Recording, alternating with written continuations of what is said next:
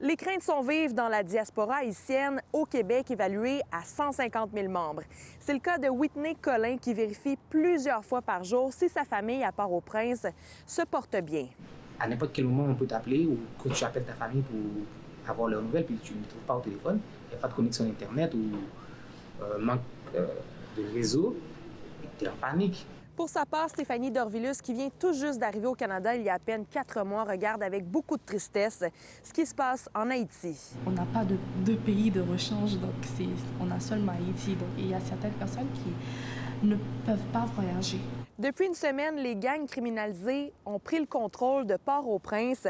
Après s'être attaqués à une prison, il y a donc environ 4000 détenus qui sont dans les rues et qui attaquent les tribunaux, les hôpitaux, les commissariats de police et même le palais présidentiel. Ça donne lieu à des affrontements armés très violents entre les membres de gangs et les policiers. Vous écoutez CPAM Radio Union.com.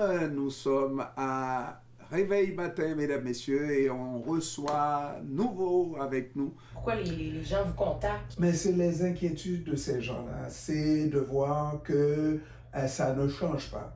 C'est la question de savoir quand est-ce que ça va s'arrêter, quand est-ce qu'on va avoir une solution finale à cette crise qui perdure depuis, ma foi, plusieurs années, là. On parle de 4-5 ans, et même avant l'assassinat de Jovenel Moïse, il y avait cette crise maintenant. Depuis l'assassinat, ça va dans tous les sens jusqu'à cette situation qui est vraiment inacceptable. Wilner Caillot, qui est en charge d'un organisme qui vient en aide aux personnes racisées et vulnérables, en demande plus de la part du gouvernement de Justin Trudeau. Nous n'avons pas de guerre de religion. Nous n'avons pas de guerre tribale. Nous n'avons pas de guerre de territoire. Nous avons quelques bandits qui sont instrumentalisés par une oligarchie financière supportée par certains intérêts internationaux. Mais on peut régler ça, là. Nous disons qu'il est grand temps que le Canada, tout simplement,